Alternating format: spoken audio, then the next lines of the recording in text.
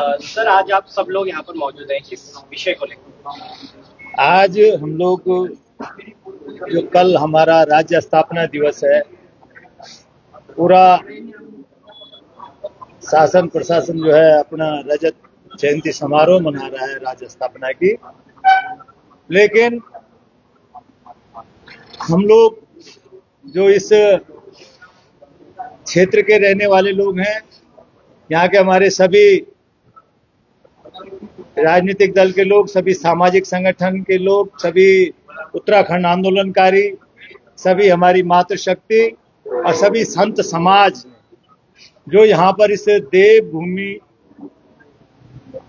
की जो ये प्रथम सीढ़ी है, ये प्रथम द्वार है, हमारे चारों धामों का जो प्रथम द्वार है, ये मुनिकीरेती का क्षेत्र, मोक्षदायिनी मां गंगा यहीं से होकर जाती है। पूरे देश विदेश के लोग मां गंगा के दर्शन करने आते हैं, उसकी पूजा अर्चना करने आते हैं। लेकिन उत्तराखंड सरकार ने हमारी इस देवनगरी मुनिकीरेती को, जो कि बड़े बड़े संत महात्माओं की तपस्वी रही है, बड़े बड़े योग गुरुओं का ये मुख्य केंद्र रहा है, ध्यान योग का आध्यात्मिक नगरी हमारी ये मुनिकीरेती के क्षेत्र इसको कहा जाता था। इसका नाम ही मुनिकीरेती है, कुंभ क्षेत्र में ये आता है।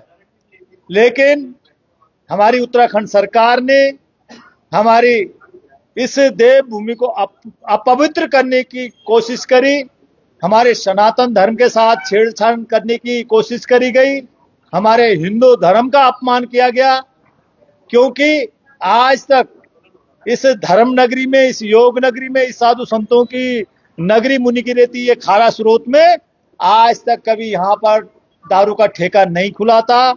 ये ड्राई एरिया होता था, यहाँ कोई मांस मछली अंडा मुर्गा सुअर कुछ नहीं बिकता था। लेकिन इस सरकार ने हमारे धर्म के साथ छेड़छाड़ करने की कोशिश करी गई, हमारे इस देवनगरी मुनिकीरेती का जो है सम्मान को ठेस पहुंचाने की कोशिश करी गई, इसको कलंकित करने की कोशिश करी गई।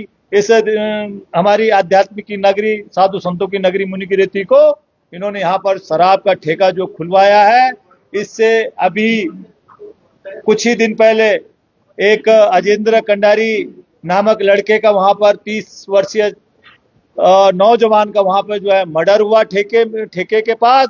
और इससे पहले 3 और वहां पे मर्डर हो चुके हैं। ये हमारा ये दारू का ठेका नहीं बल्कि ये क्राइम का अड्डा बन गया, बड़े अराजक तत्वों का जो है ये अड्डा बन गया, जिससे हमारे उन लोग बड़ी आशा के साथ, पूरे देश भर के लोग जो हैं बड़ी आशा के साथ बद्री केदार गंगोत्री यमुनोत्री हेमकुंड साहब के दर्शन करने जाते हैं। लेकिन जहां से शुरुआत होती है यात्रा की, वहीं पे इतना बड़ा अराजक तत्वों का अड्डा बना रहता है। आए दिन वहां पे गाली गलौज मारपीट होती रहती है। ये कलंकित हुआ है, इससे हमारे पूरे क्षेत्र के लोगों की भावनाएं आहत हुई हैं और उन्होंने इस राज्य स्थापना दिवस को न मनाकर बल्कि इसको राज्य शराब स्थापना दिवस को मनाने की जो है घोषणा करी है। कल 9 नवंबर को हमारे सभी जो हमारा एक संयुक्त संघर्ष समिति बनी हुई है, उसमें तमाम ताकतें जो हैं, जो इस धर्म नगरी से प्यार करते हैं, मां गंगा को चाहने वाले लोग हैं, पूजने वाले लोग हैं, हिंदू धर्म सनातन धर्म को मानने वाले लोग हैं, सब ने सामूहिक निर्णय लिया है कि जब ये सरकार सुन नहीं रही है, 11-12 दिन हो गए वहां पे भूख हड़ताल को चलते हुए, आमरण अनशन पे बैठे हुए, तमाम पत्राचार लगातार हो रहा है। आपके माध्यमों से, विभिन्न माध्यमों से जो है सरकार के साथ रोज पत्र व्यवहार हो रहा है।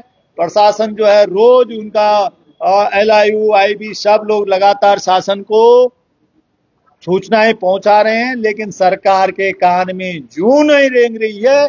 इसलिए सब लोगों ने इस अंधी बहरी गूंगी सरकार को जगाने के लिए कल एक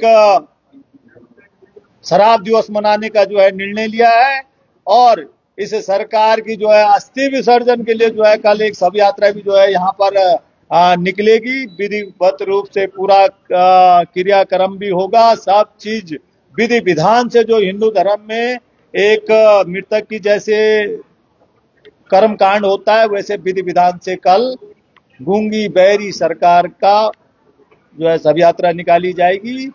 और अब ये बीड़ा यहाँ के हिंदू धर्म के लोगों ने, हमारे सारे साधु संतों ने, हमारी मातृशक्ति ने ये धर्म को बचाने की जिम्मेवारी जिनको दी थी वो असफल हुए। इसलिए अब अपने सनातन धर्म को बचाने के लिए, अपने इस देवनगरी मुनि की रीति के स्वरूप को बरकरार रखने के लिए, संतों की नगरी ये मुनि की रीति को बचाने के लिए अब लोग स्वयं आगे आ रहे हैं। और इस जो सबसे बड़ा कलंकित ये ठेका यहाँ पर बन चुका है, इसको जब तक हटाया नहीं तब तक कोई चैन की सांस नहीं लेगा। और उसी का ये पहला कदम है कल शराब दिवस मनाने का। रावत जी, आप उस सभी चेहरे हैं जो कि पिछले कई दिनों से शराब ठेके के विरोध में वहां पर बैठे। अब जनता बहुत ज्यादा कंफ्यूज हो रही है, किस पर आए? क्या वो आपकी रैली में आए या फिर एक और रैली का जो आगाज किया जा रहा है जन जागरूक रैली का, उस पे आए? क्या ऐसा तो नहीं है कि ये जो रैली है इसको दो गुटों में बांट दिया गया है और जो सवाल उठ रहे हैं कि वहां पर राजनीति हो रही है उसको आप मोड़ लगा रहे हैं? आप कह रहे हैं ये शराब स्थापना दिवस रैली के रूप पर बनाएंगे, तो एक रैली क्या जन आक्रोश रैली के रूप में निकलने वाली है वहां पर? ये हमारी एक ही है, वही जन आक्रोश रैली है और वही जो है हमारा एक साथ है, वो कोई अलग अलग नहीं है, एक ही है। वो हो सकता है कि बोलने में समझने में, हाँ नहीं, एक ही है।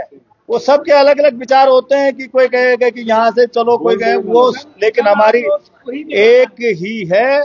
और जहां तक बात है राजनीति की, राजनीति वो लोग कर रहे हैं जो घरों में बैठ के तमाशा देख रहे हैं, उन लोगों को ये राजनीति लग रही है। आज यहाँ पर कौन सी राजनीति हो रही है? हम लोग अगर इस ठेके को हटाने की बात कर रहे हैं तो वो राजनीति हो गई। फिर धिक्कार है फिर ऐसी राजनीतिक पार्टी। हम लोग राजनीतिक पार्टी से बिलोंग करते हैं, लेकिन हमने अपनी राजनीतिक पार्टी का चोले को जो है उतार के रख रखा है। आज यहाँ पर सभी पार्टियों के लोग हैं, इसमें यूकेडी है, संयुक्त मोर्चा हमने बना रखा है, इसमें स्वाभिमान मोर्चा है, इसमें कांग्रेस है, इसमें मूल निवास भू कानून समिति है, आपका जनता पावर पार्टी है, रीजनल पार्टी है, तमाम लोग हैं। लेकिन सब लोग वहां पर कोई राजनीति की बात नहीं हो रही है, सिर्फ और सिर्फ वहां पर इस ठेके को हटाने की बात हो रही है। जो लोग ये आरोप लगा रहे हैं उनसे जब कभी आप पूछिएगा कि कौन वहां पर राजनीति कर रहा है, राजनीति तो ये लोग कर रहे हैं। अपने नुमाइंदों को ये आंदोलन कैसे फेल हो, उसको बदनाम कैसे किया जाए, तो तरह तरह के ये हथकंडे अपना रहे हैं कि साहब वहां पे राजनीति हो रही है, वहां पे तो जो है शराब पी के लोग आ रहे हैं। अरे हम कहते हैं अगर वहां पे कोई शराब पीने वाला आ रहा है, यदि कोई हम में से भी कोई शराब पीता है, तो ये उन लोगों पे तमाचा है कि वो लोग शराब पीने के बावजूद भी उस दारू के ठेके का विरोध कर रहे हैं, क्योंकि वो नहीं चाहते कि हमारी नस्लें भी जो है पुनः जो है ऐसे ही दर दर की ठोकरें खाए, हमारा धर्म के साथ जो है इतना बड़ा खिलवाड़ हो, हमारे चार धाम यात्रा के मुख्य द्वार पे जो है ये शराब का ठेका खुले, हमारी मोक्षदायिनी मां गंगा के स्थान पे जो है दारू का ठेका खुले। मैं समझता हूं उन शराबियों से बड़ा कोई जागरूक नहीं है। जो लोग उनको शराबी कह रहे हैं, जो उनको राजनीति कह रहे हैं, ये बड़े मूर्ख हैं। असली राजनीति वो कर रहे हैं जो अपने घरों में बैठकर जो लोग लड़ भी रहे हैं उनके ऊपर भी जो है छीटाकशी कर रहे हैं। शर्म माननी चाहिए ऐसे लोगों को और उनके नुमाइंदों को, जिनके कहने पे जो है वो सिर्फ सोशल मीडिया पे लिख देते हैं। लेकिन मैं आपके माध्यम से उन लोगों को सबको कहना चाहता हूं कि आप तो कुछ भी आरोप नहीं लगा रहे हैं, हम लोगों ने तो बहुत बड़े बड़े आरोप भी झेले हैं।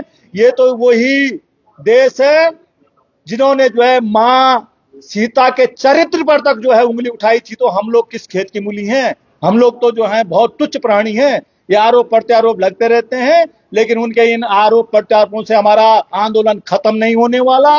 यहाँ पर जो है उनके आकाओं की जो है जो जिनके कहने पे ये लोग लिख देते हैं साहब राजनीति हो रही है, अरे वहां पे तो सब शराबी पहुंच रहे हैं। अरे आप लोग नहीं पीते हैं तो तुम्हें शर्म आनी चाहिए उन शराबियों को देखकर। वो शराब पीने के बावजूद अगर शराब का विरोध कर रहे हैं तो इनको तो उनके पांव धुल धुल कर पीने चाहिए, उनको सलाम करना चाहिए कि वो लोग जो है शराबी होने के बावजूद भी अपने धर्म के प्रति सचेत है।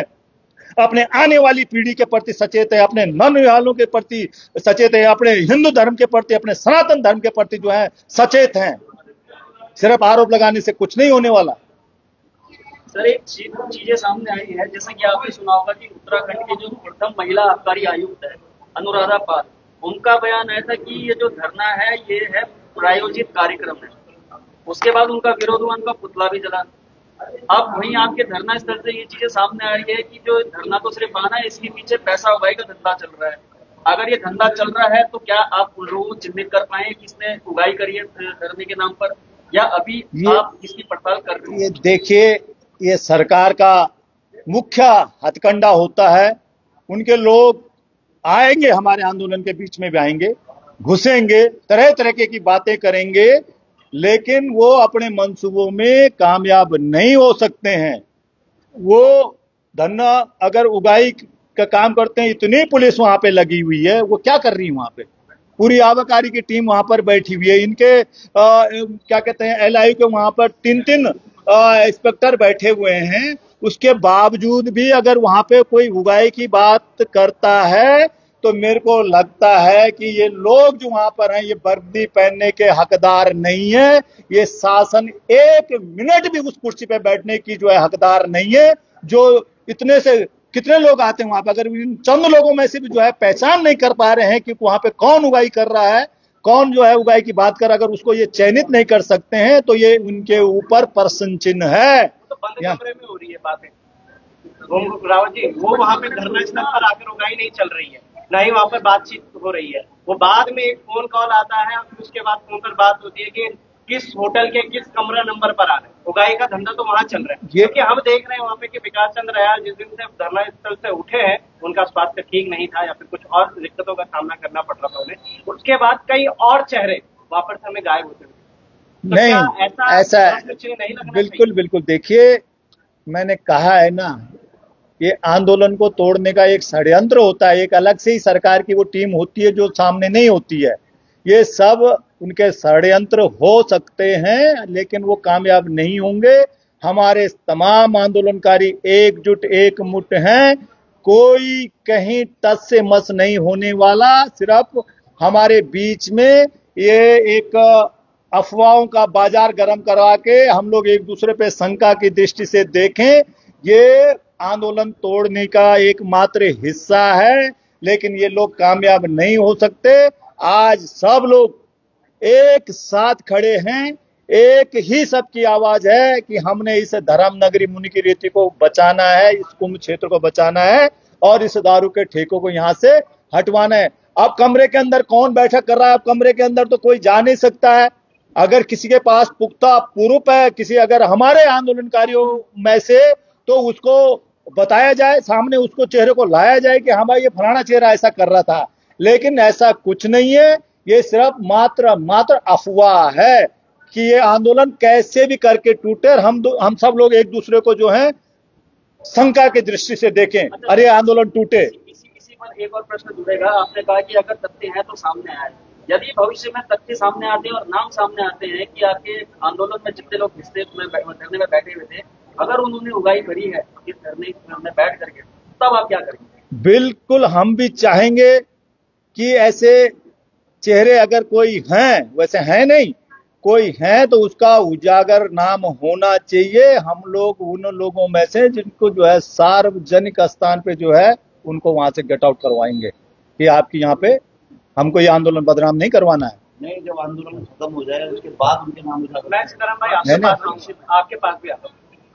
सवाल ये भी उठ रहा है गोपाल रावत जी कि ये रैली करवाने के पीछे कारण ये है ताकि ये जो धरना है ये खत्म किया जा सके, इसको विराम दिया जा सके, क्योंकि इसको विराम कहीं नहीं मिल रहा है। विराम इसलिए नहीं मिल रहा है कि विकास दयाल उठे, दिनेश चंद्र मास्टर उठे, पीछे से 2 और बैठ गए, 2 के बाद 2 और चयनित होंगे। अच्छी लाइन लंबी शायद लगती भी जा रही है। मगर क्या कहेंगे इस विषय में कि क्या ये जो रैली कल की जा रही है, कहीं ऐसा तो नहीं है कि इस रैली को करवाने के बाद जो 4 लोग हमें वहां पे दिख रहे हैं उनमें सिर्फ एक बचे? नहीं, वहां पर हमारे वंदे मातरम जी बहुत आरएसएस से जुड़े हुए हैं। भारतीय जनता पार्टी के 2 बार मंडल अध्यक्ष ने, एक दूसरा लड़का जो हमारा राणा है वो बहुत बड़ी कंपनी में काम करता था, उसके बावजूद जो है वहां पर बैठा हुआ है।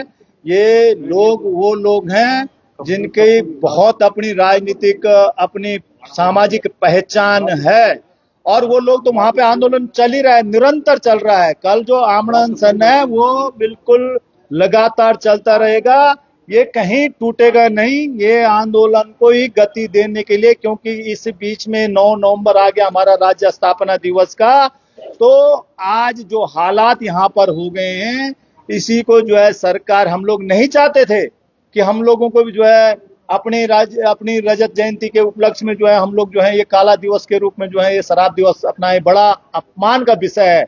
लेकिन करें क्या, सरकार जब अंधी बहरी हो जाए, सरकार के कान में जूं न रेंगे, तो अब जनता ने अब आंदोलनकारी स्टेप उठाना शुरू करा है। कल ये हमारी पहली रैली है इन 11 दिनों में। हम लोग चाहते थे कि सरकार आके घोषणा करे कि हम लोग जो है तीर्थ नगरी से, मुनिगिरी से शराब के ठेके को हटा रहे हैं, लेकिन अभी भी समय है। कल 9 नवंबर है, अगर सरकार आज भी अगर घोषणा करती है कि हम लोग ये मुनिगिरी खारा स्रोत के ठेके को जन भावनाओं को देखते हुए, मां गंगा और साधु संतों की नगरी को देखते हुए, उनकी भावनाओं की कदर करते हुए, तमाम आंदोलनकारियों की भावनाओं की कदर करते हुए हम लोग इस शराब के ठेकों को हटाते हैं, तो हम लोग बैठे इसीलिए हम तुरंत जो है वहां से सब लोग उठेंगे। कल कोई जुलूस नहीं निकलेगा, कल कोई अर्थी का प्रोग्राम नहीं होगा, हम सरकार के ही जय जयकार लगवा देंगे अगर वो इस काम को करते हैं। आज करें, अभी भी बहुत टाइम है हमारा, हम दुखी मन से कर रहे हैं ये चीज। ये भी क्लियर कर दीजिए, धरना यथावत रहेगा। हाँ, धरना हमारा यथावत चलेगा, उसको कोई ताकत नहीं जो है उसको हटा सकती है, वो लगातार चलता रहेगा। और ये उन्हीं सब लोगों को ताकत देने के लिए जो है कल ये हमारा प्रदर्शन का प्रोग्राम है। तो वो जी का बयान आया है, आपने सुना 4 लोगों की मौत के कारण ये किसी सुविधा दी गई है कि भाई यहाँ पर ठेका से खोला गया कि 11 मौत, 11 मौत हुई, तो दूर जाके अब यहाँ पे भी मौत हो रही है, अब क्या करेंगे? क्योंकि आप भी विधायक रहे हैं नरेंद्र नगर विधानसभा के, तो शायद आपके पास प्रमाण होगा उन 11 मौतों का, या फिर आपने निकाल दिया होगा। तो मैं हमें चाह रही थी, क्या वो वाकई में शराब पीकर ही मरे या फिर रोड एक्सीडेंट? आपने बहुत अच्छा ये सवाल किया है, और आज बहुत आहत सारी लोगों की भावनाएं हुई हैं कि हमारे अपने क्षेत्र के सम्मानित विधायक जी, और सौभाग्य से वो संसदीय कार्य मंत्री भी हैं। आज तक का इतिहास रहा है रतुड़ी जी, अंकित भाई, कि सदन के अंदर कोई भी बात अगर कोई विधायक उठाता है, उस बात का जवाब देने के लिए सरकार, नेता सदन, या फिर जिस मंत्री से, जिस विभाग से संबंधित सवाल हो, उस विभाग का मंत्री पूरा पर, इसलिए जो है विधानसभा के सवाल अचानक नहीं लगते कि कल विधानसभा सत्र चल रहा है आज हम क्वेश्चन उठाएं। ये 1 महीना पहले से जो है वहां पे सवाल पहुंचाए जाते हैं कि मेरा ये मेरी विधानसभा से ये रिलेटेड और ये फलाने विषय से है। उनका पूरा परीक्षण होता है, क्योंकि सदन में उनको जवाब देना होता है। वहां पे वो फैक्ट के आधार पे जवाब देंगे, जो सच्चाई है, जो करना चाहते हैं ठीक, नहीं करना चाहते हैं ठीक, क्या कारण है, उसको पूरे तमाम अधिकारी नीचे जो है आपका जो हमारा विभाग होते हैं, वो विभाग का छोटे से कर्मचारी लेकर और सचिव तक सब बैठते हैं कि आप हमको सदन के अंदर ये जवाब देना है। लेकिन बड़ा अफसोस हुआ परसों माननीय संसदीय कार्य मंत्री जी का जवाब सुनकर कि पहली बार सदन को गुमराह किया गया, गलत गलत तथ्य वहां पर रखे गए। वहां पर सारी कार्रवाई जो है लिखित में सारी नोट होती है, वहां पर पूरी एक एक व्यक्ति कौन क्या बोल रहा है वो बाकायदा वहां पर राइटिंग में जो है दर्ज होती हैं बातें। इतिहास में हम जब यूपी में थे, वहां भी हमारे जो भी विधायक रहे, उन्होंने कब कब कौन सा सवाल उठाया, कौन से मंत्री ने क्या जवाब दिया, पूरा छपा हुआ रहता है। लेकिन परसों इन्होंने बहुत गुमराह सदन को किया, और इन्होंने गुमराह तो किया ही किया उन तमाम माता बहनों के जिनके अगर वाकई में कोई 11 लोगों की डेथ हुई है, पहले तो माननीय मंत्री जी को वो नाम उजागर करने चाहिए। वो 11 लोग कौन थे जिन उन्होंने अगर कुछ किसी का नाम 11 लोगों का नाम लिया तो कुछ तो उनके पास एविडेंस होंगे। ये इतना सा छोटा सा क्षेत्र है, हम लोग भी यहीं पे रहते हैं, हम लोगों को तो पता नहीं है कि जो है शराब के कारण जो है एक्सीडेंट हुआ।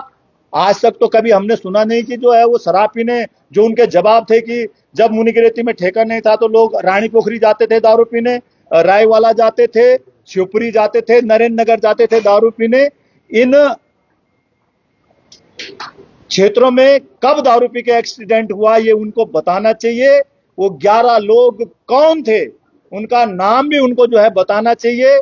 और दूसरी बात, आज उनके इस कथन से जो उन्होंने सदन के अंदर जो है बोला है, इससे अन्य लोग जो यहाँ पे एक्सीडेंट पे बेचारे जो मरे हैं, जो किन्हीं कारण से जा रहे थे, कभी ट्रक वाले ने मार दिया, किसी बस वाले ने, कभी टेम्पो ट्रेवल वाले ने मार दिया, किसी को एक्सीडेंट हो गया। यहाँ पे हिट एंड रन के जो है बहुत सारे मामले भी कोर्ट में चल रहे हैं। इन्होंने उनके केस को कमजोर कर दिया, जब सरकार स्वयं मान रही कि ये तो शराब पी के मरे, ये किसी की गलती से नहीं मरे। रावत जी, आप आंदोलनकारी रह चुके हैं। आंदोलनकारी में ये गिना जाता है कि उत्तराखंड जो राज्य बना था वो 42 शहादतों से बना था। उन्होंने उत्तराखंड राज्य बनाने के लिए 42 शहादतें दी। अब मुझे लगता है कि वो 42 नहीं 53 शहादतें हो जाएंगी कि 42 ने तो उत्तराखंड राज्य बनाया और बाकी जो 11 है उन्होंने उत्तराखंड राज्य को शराब दी। यानी शराब के, यानी उन 11 मौतें जो हुई है, उन 11 मौतों को तो इस तरीके से दर्ज कर देना चाहिए। बिल्कुल, आपका बिल्कुल सही सवाल है। हमने वो 11 शराब पी के वो मौतें तो हमने नहीं देखी, ना हमारे संज्ञान में है, लेकिन 4 मर्डर हमने जरूर देखे हैं जो यहाँ पर ये मान्य जब से यहाँ से इन्होंने जो है ठेका खुलाया है, 4 मर्डर तो हमने जरूर देखे हैं। और वहां पे 3 एक्सीडेंट भीषण, उसमें एक मेरा गांव का था, आगर ग्राम सभा का, तपोवन में होटल में नौकरी करता था, ट्रक के नीचे दब गया था, बिल्कुल ठेके के सामने जहां से वो नीचे आते हैं, वो ऊपर आ रहा था, वो इतना रॉन्ग आ गया ट्रक के, उसको बिल्कुल टायर के नीचे वहीं पे दब के मर गया। ये 4 मर्डर और ये एक्सीडेंट जरूर हमारे संज्ञान में है। और जो 11 मौतें मरे हैं वो बिल्कुल तथ्य से परे हैं। इन्होंने उन आत्माओं की भी आत्माएं दुखी हो रही होंगी जो दूसरे की गलती के कारण जिनका एक्सीडेंट हुआ, लेकिन हमारे यहाँ के चुने हुए प्रतिनिधि जो है उनको शराबी घोषित करवा दिया है। आज उनकी उन माताओं को, उनके घर वालों को बहुत पीड़ा हो रही होगी कि उनके जो बच्चे जिसने जान गंवा दी है एक्सीडेंट में, उनको इन्होंने जो है शराबी बना दिया कि ये शराब पीने के लिए जा रखे थे और तब जो है ये शराब पी के मरे। इन्होंने उनकी उन पवित्र आत्माओं को भी जो है ठेस पहुंचाई है। एक बहुत अहम सवाल, अब मुझे पता है ये जनता भी पूछेगी और मैं बड़ी सीरियसनेस से पूछ रहा हूँ, तो वो इलाज से मैं भी पूछना चाहूंगा कि अगर 11 मौतों होने के बाद में अगर यहाँ पे खाना सुपर ठेका खुल जाता है तो एक आंकड़ा ये भी निकाला जाना चाहिए कि पूरे उत्तराखंड के अंदर देवभूमि में कितने एक्सीडेंट और कितने लोग शराब पीने से मरे। अगर यदि उत्तराखंड में हजारों लोग शराब पीने से मर गए, ये पुष्टि होती है, तो क्या सारे उत्तराखंड में यहाँ के छोड़ो आप, क्या सारे उत्तराखंड के ठेके बंद होंगे? बहुत बहुत वाजिब सवाल आपने किया है। दुर्भाग्य देखिए ना, सरकार इस जवाब को दे रही है, कोई और देता तो हम मानते हैं। अरे आपको पता है शराब पी के अगर ये मौतें हो रही हैं तो आपको तो तत्काल बंद कर देने चाहिए थे वो ठेके, और फिर आपको सिर्फ शराब पीने में ही से उनकी सुरक्षा कैसी नजर आ रही है कि हम शराब का ठेका खुलवा देंगे तो इनकी सुरक्षा हो जाएगी। क्या नौकरी के लिए दर दर की ठोकरों खाने के लिए हमारे युवा मजबूर नहीं हो रखे हैं? क्या नौकरी की तलाश में हमारे लोग रोज जो है काम करने के लिए यहाँ से देहरादून जाते हैं, हरिद्वार जाते हैं, टिहरी जाते हैं या अन्य कई जगह जाते हैं? क्या सिर्फ शराब ही उनकी सुरक्षा हो सकती थी? यहाँ पे खुलवा कर शराब का ठेका खुल जाएगा, उनका जीवन सुरक्षित हो जाएगा। अगर इनको इतनी उनके जीवन की चिंता है तो यही रोजगार के अवसर उपलब्ध करवा देते उनके लिए, ताकि उनको अपने घर से बाहर जाने ही न पड़ता। और ये पूरे प्रदेश में सरकार को शराब पी के मरने वालों के आंकड़े रखने चाहिए। आपने बहुत सही सवाल करा है, और उन आंकड़ों के आधार पे तो इस सरकार को 1 मिनट भी बने अपने स्थान पे बने रह रही, कुर्सी पे बैठने लायक नहीं वो कर सकते। ठीक है सर, थैंक यू। धन्यवाद।